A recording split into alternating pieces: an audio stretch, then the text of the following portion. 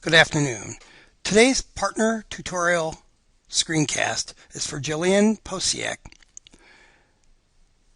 She is asked to have a demonstration or tutorial about an application I have found useful in my career. And of course, probably the most useful tool that I have found in education has been an electronic gradebook. I taught back in 1979, 80, 82, when I first graduated from college, and of course everything was a manual gradebook. When I came back into education in 95, 96, I found that they had started transitioning to digital gradebooks, and that has been a terrific technological advancement, to say the least. So it's been a great experience, and of course the grade books have improved as technology has improved, and they've integrated communication with parents and such.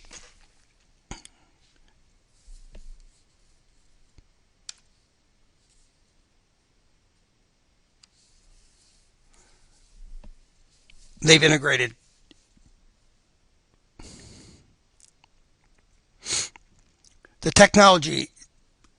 the improvements in technology have been impressive with regard to communication with parents, students, reporting, and of course, computation and grade capturing. So we'll begin as a District 204 employee, and you can see as a District 204 employee, you'll either see and be looking at your school's homepage or a splash page. This splash page is Waubonsie Valley High School splash page, and it is custom designed for the staff members. You would click on the Teacher Access Center of the splash page, this area right here. You can see it changes color from yellow to orange. When you click on it, that takes you to the eSchool Plus login in the Teacher Access Center. So I have mine already memorized, so there's my login. And once you've signed in, you move forward to your class listing page. This page identifies all of the courses and sections that I'm scheduled to teach in the upcoming year. You can also see that I'm a traveling teacher as I teach a class at Mattia Valley High School, first period in the first semester. So here's your course listings along here, including course numbers, the room in which the class meets, the days of the week, obviously, the semester, and of course this gives you the listing. Down here you can see that I'm in another building, and that's my reference to Mattia as I teach a consumer economics course. First period, here's the period of the day, first semester, and then if I click on the list, it'll give me the student listing. I'm going to click on the consumer economics class because it'll be the easiest course for me to address when navigating this particular grade book and for this tutorial. So I'm going to click on my first semester, fourth period. So it's my first semester here, my fourth period consumer economics class at Waubonsie Valley. So when I click on this, there's going to be a class listing. I will delete all the names and ID numbers for this particular class for privacy reasons. There are two menus to navigate on this page. At the top of the page, there are four tabs: the My Classes tab, a report tab, the seating chart tab, and the show options tab. If you click on the My Classes tab, it takes you back to your list of classes. When you click on your list again, it'll come up with your roster. The reports tabs take you to a printable class report. And basically what this is a printable roster of the students in your course. You have to click on the View Student List tab in the menu on the left side of the page. Once you've done that, it takes a few seconds. The roster tab comes up as such. To return back to your class list, you have to click on the View Student List over here in the left side.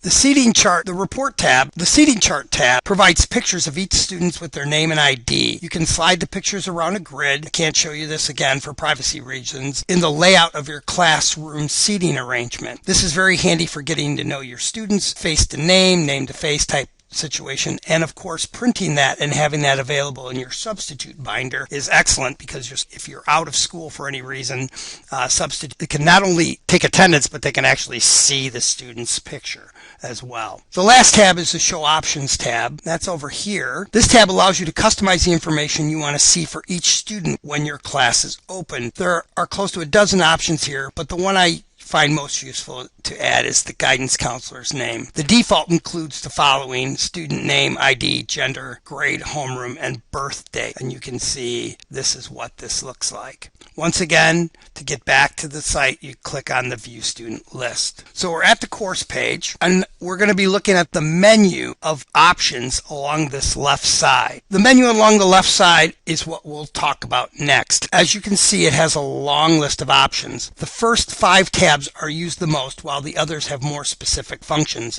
I will discuss the main 5 tabs to get you familiar with the system.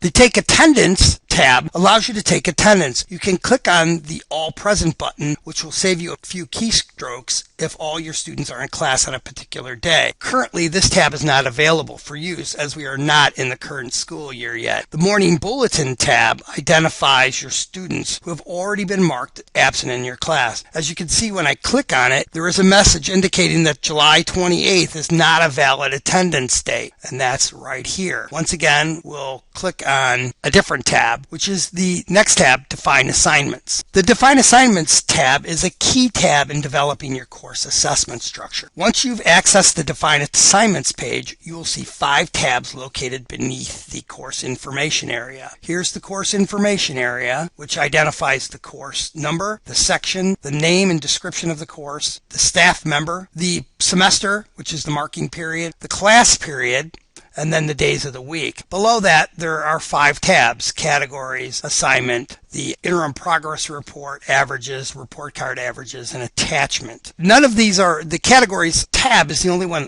listed or open and highlighted at the moment because there has been no category selected for this particular course. So we're going to do that right now. Now, the Categories tab provides a district-wide listing of all the categories for assessments. This is where you decide how your course assessments will be structured. You can establish your course as a total points, which is right here, or you can establish whether or not you're going to have weighted categories for your assignments. As we move through the various assessment categories, you can see that there appears to be some duplication of the categories. I will be setting up a consumer economics course because it's the least complex as an example of how to create categories for assessment in a weighted point system. We are only selecting 3 areas of assessments for this course. The weighting has been established as a district-wide assessment policy by the team of consumer economics teachers. Assignments are worth 40% of the grade in this course. Tests and quizzes are worth 40% of the grade in this course. And last, the final exam is worth 20% of the final grade of this course. The first thing we'll do is we'll go down to assignments. We can click on that and you can see the weight will come up. Again, we said it was 40% of the grade and we're going to save that. The next thing we're going to look for is tests and quizzes, and that happens to be down near the bottom, and you can see it here. So if we click on tests and quizzes and make it 40%, again, we can click on the save button, and you see right now it's worth 50% of the grade. So is the assignments worth 50%. Everything must add up to 100%, but we have not included the final exam yet. And with that, we'll go to the final exam category, which is right here, and we're going to make that worth 20% of the grade. We'll click save, and you can now see that there's been a change. Assignments are worth 40, the final is worth 20%, and tests and quizzes are also worth 40%. The total value of the course weighting is 100%. And that takes us through the effort of weighting and creating categories for assignments. Now, as you can notice, because we've done that now, we have the assignments tab is now lit up. The IPR averages tab, the report card averages, and attachments tabs are all lit. One final thing, you can see the calculation area here. You can choose to round it or truncate. We always, as a policy, round up. Once you have completed this effort, you can click on the assignments tab next to the categories tab to begin entering assignments. We can come over here to the assignments tab and we click on assignments. I will be creating an assignment for the video Kingdom of Mocha worth 10 points. In order to do this, I would first start with the date assigned and click date assigned and the due dates categories. I'm going to click on this. In fact, I'm going to make it the 29th, and the due date will also be the 29th because we will watch that particular day and it'll be completed in that same day. It is going to be the assignment category, so it's already been brought up, but if you wanted to change it, if it was a different type of assessment, you would just change it to final exam or test and quizzes. But we're going to leave it at assignments. The description is going to be video Kingdom of Mocha. The value of that worksheet is worth 10 points. It has a 1 weighting on it. We are going to publish the item and publish the scores and save. And that's really how you create an assignment. The attachments tab allows you to actually attach the worksheet for a particular assignment. So if I wanted to, I could actually add the worksheet, the handout for the Kingdom of Mocha